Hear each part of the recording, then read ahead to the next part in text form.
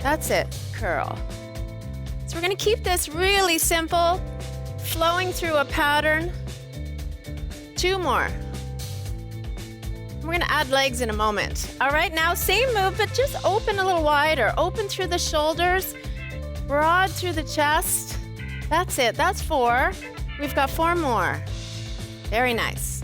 3, 2. Now can you finish at about 90 degrees and bring the arms in? Rotate. So we're holding at 90, and you can overlap the arms and even alternate what arm goes on top. Let's go for 4, 3, 2 more. Let's finish with the arms reaching forward and do a shoulder raise, elbows wide. 2. Nice. 3. Nice and open. Picture your head floating up, shoulders broad.